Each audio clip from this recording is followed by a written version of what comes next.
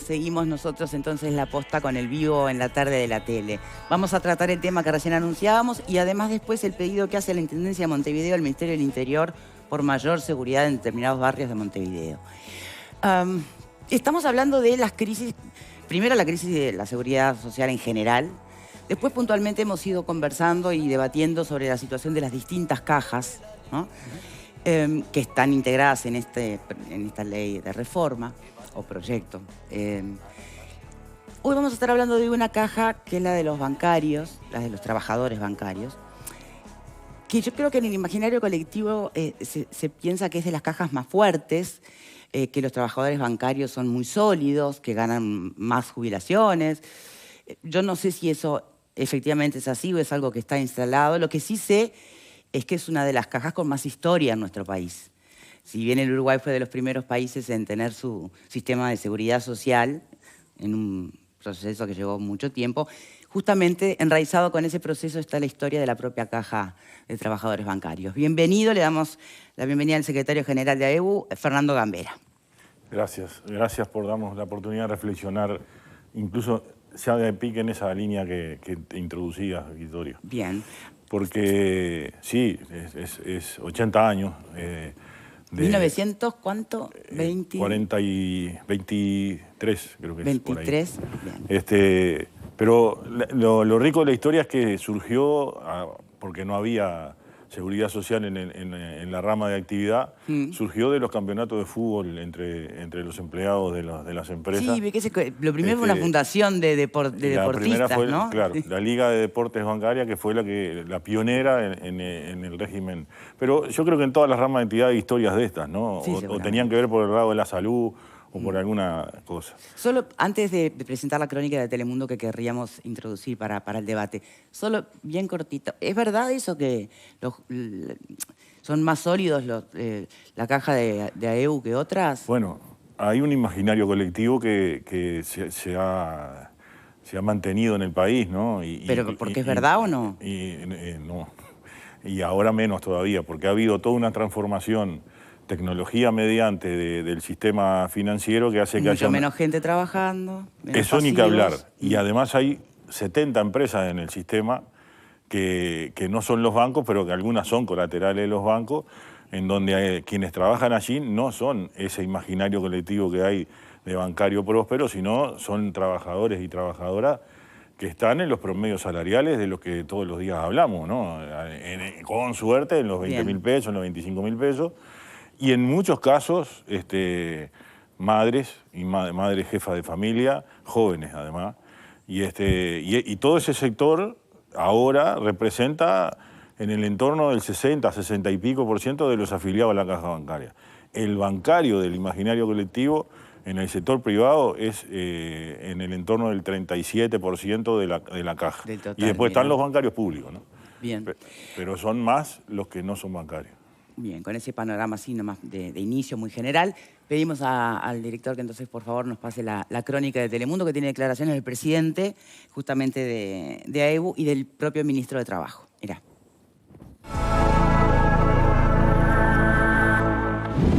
La situación de la caja bancaria se ha agravado al límite que, bueno, estamos contando los meses para que ella se quede sin liquidez, producto de una decisión del Poder Ejecutivo.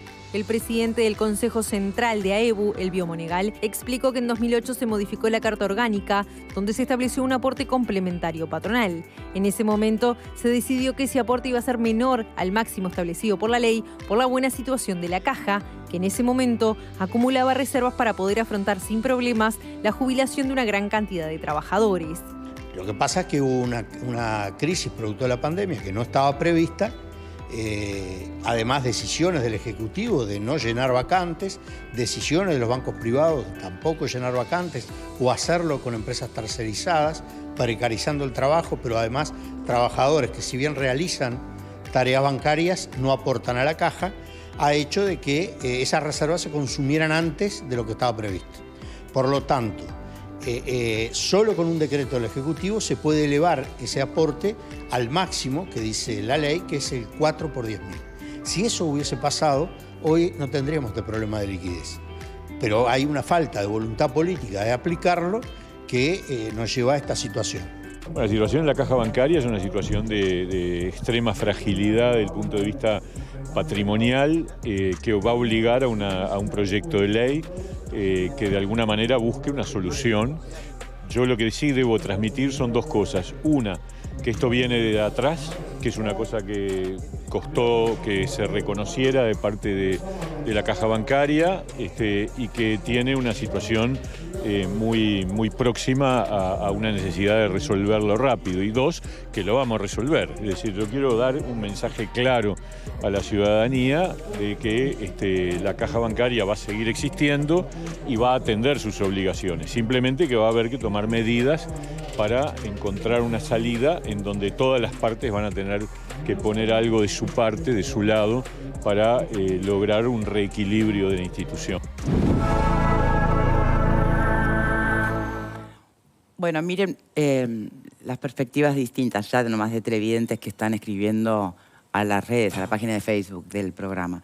Alguien dice por acá, esto es un tablero de dominó, todas las cajas terminan en la misma situación, en un país con poca población, vejez avanzada, escasa natalidad para el recambio necesario, el pasivo supera al activo y la tecnología sustituye gente. Por algo urgía reformar al BPS.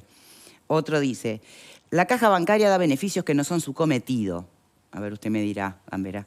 El pagar servicios que exceden sus funciones traen estas consecuencias. Y eso que sumaron todos los que trabajan en casas financieras.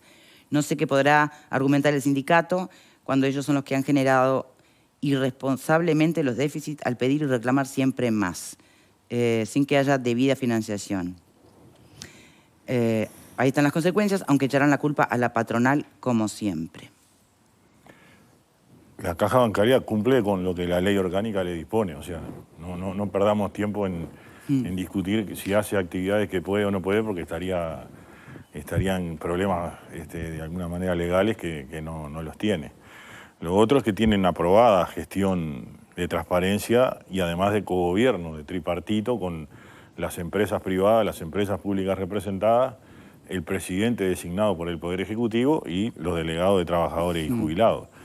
Por tanto, por ese lado no hay misterios. No es el problema. Sí. Lo que sí... No, porque muchas veces, distintas cajas que han estado pasando por el programa, había un componente de gestión, ¿no? Que no era tal vez la clave del déficit presente, pero tampoco colaboraba demasiado, ¿no? Lo que sí me parece que es el hilo conductor del debate sobre la seguridad social, no en Uruguay, sino a nivel mundial, e incluso antes de la pandemia, de alguna manera ya se recogía en el documento de los 100 años de la OIT, en una serie de acuerdos sociales que hay a nivel internacional. Tenemos un problema demográfico que lo referencia alguien por ahí. Sí, en el primer mensaje. Por eso mismo, en el 2008, cuando la caja tiene que ser reformulada, y ahí sí tenía un problema estructural y presupuestal al que refiere el ministro, porque ahora no lo es, ahora es un problema financiero. Allí se introduce una forma novedosa de aportación, que creo que es un debate abierto para toda la sociedad en base a la realidad del mundo del trabajo de hoy. Allí en el 2008 se incluye en la ley orgánica de la caja bancaria la que se llama la prestación complementaria patronal, que es una prestación que no es en base a la nómina de funcionarios que tiene una empresa, sino que es en base a lo que registra en el balance en sus activos. O sea, no exclusivamente a sus ganancias, sino a cómo le va en el negocio, es que aporta en función de lo que refleja en su balance. Eso es justo. ¿Cómo? Eso lo entienden justo. Sí, fue promovido por nosotros. Bien. Porque dicho más gráficamente, si la empresa introduce tecnología va a tener pocos empleados, pero va a facturar mucho, claro. Que tiene robótica o aplicaciones o lo que quiera, eso al incorporarlo lo tiene que registrar en su balance en el activo. Y directamente esa tecnología termina aportando a la previsión social, aunque sustituye mano de obra.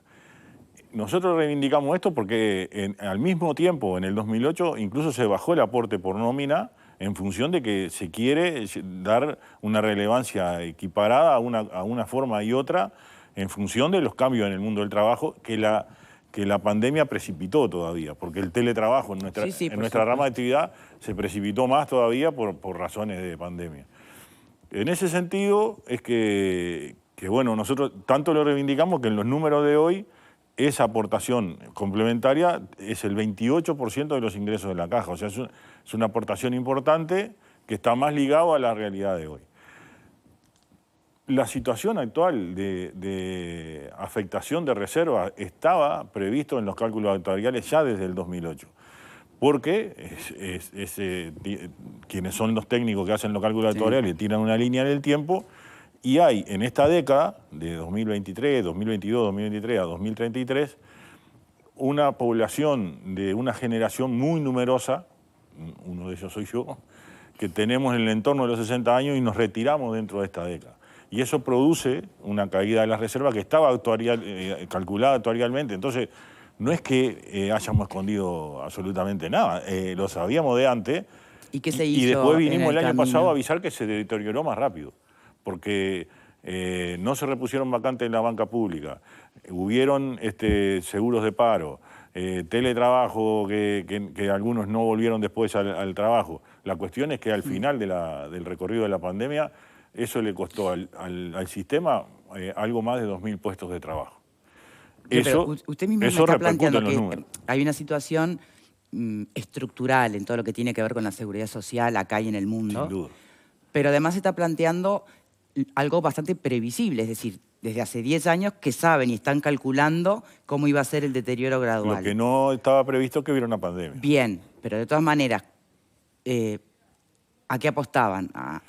No digo que una pandemia, pero ¿se hizo algo en el medio? Yo no quiero aburrir con gráfica, pero estaba calculado actuarialmente y había una meseta en donde se afectaba algo de reservas, pero en el 33 la caja bancaria recupera su superávit y empieza a recuperar reservas. Entonces, lo que nosotros estamos diciendo, para ir gráficamente a eso, es el déficit que hoy se genera por efectos de la pandemia y que hemos ido delineando, el efecto son 660 millones de dólares que equivale a un presupuesto de un año. Ese presupuesto de un año hay que financiarlo en los 10 que dura el problema.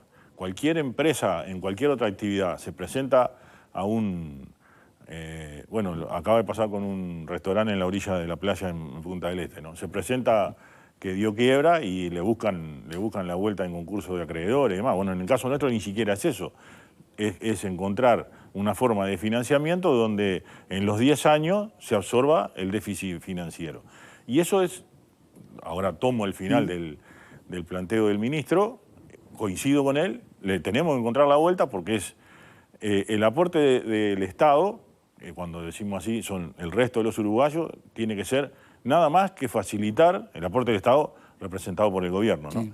Tiene que ser nada más que facilitar los mecanismos financieros para que la caja pueda endeudarse por esos 10 años y sortear la meseta y entonces empezar a tener superávit de nuevo. Bien. Y después, las empresas que han ganado mucho, sobre todo los bancos privados internacionales, tienen que poner de su parte y trabajadores y jubilados pondremos de nuestra parte. De esa forma, y siguiendo la última aseveración del ministro, vamos a encontrar una salida en donde las partes pongan lo suyo, cada una, el Estado facilite esa financiación, pero no intervienen los demás uruguayos en financiar a la caja bancaria, simplemente es una cuestión de garantía financiera y demás, y de esa forma salimos con el compromiso de las partes sin afectar a más nadie. Ese es el plan. Si no encontrábamos acuerdo... Por eso, pero ese es el plan. Si no sale, mucho. Si no sale, porque ya están declarados en conflicto, entonces... Bueno, el conflicto, como en todo en este país, fue ya adelantado hace un buen tiempo. Se dijo que había que empezar a avanzar en esta negociación que tiene como premisa de que todos tenemos que poner por partes iguales, pero no se han concretado los acuerdos en una mesa. Y bueno, naturalmente, cualquier sindicato en ese sentido se empieza a movilizar. No estamos afectando la atención al público, cosas por el estilo, pero estamos así, efectivamente, haciendo paros donde se realizan las asambleas con los trabajadores y con los jubilados, Y bueno, el movimiento se demuestra andando, ¿no? Bien. Esto sé es tan si- viejo como el agujero del mate, ¿no? Bien, antes de la pausa, ¿algún panelista que quiera decir? Sí. Usted habló de los trabajadores tercerizados y la precarización del trabajo. Hasta donde yo sé, cuando uno trabaja tercerizado tiene que ganar el mismo nivel salarial que si fuera empleado de la empresa, lo único que aportará en este caso a Industria y Comercio. ¿Por qué hablan de precarización? Si el funcionario no se va a ver perjudicado porque va a ganar lo mismo que si fuera bancario. Eso en términos teóricos es así por la ley que Sí, establece... de tercerizaciones. De tercerizaciones. Lo que pasa es que no siempre le rigen todas las normas del convenio colectivo y demás. Entonces, de alguna manera, hay una desregulación que termina precarizando situaciones. Pero es reclamable. Y que... ¿Cómo? Que es reclamable. Sí, porque la ley de tercerizaciones es clara, tengo que tener los mismos exactos beneficios. No sé si en eso es tan claro. Lo que yo veo que en la práctica esos trabajadores tienen un régimen de trabajo diferente y tienen trabajan en forma más precaria. Lo otro, pero por lo que más lo nombramos en este tema, es que no aportan a la No, eso caja seguro, bancaria. Bien. no aportan la caja. Tenemos que hacer una primera pausa y dejo planteado para cuando regresemos miedos, ¿no?, que puede haber en la población ante la palabra conflicto, bancos. Uno puede pensar, ay, mañana me quedo, no sé, no funcionan más los cajeros automáticos, no se pueden hacer transferencias, no lo sé. Lo dejo planteado a ver hasta dónde llegarían las medidas. ¿Ah? Ya venimos. Para que no tengas que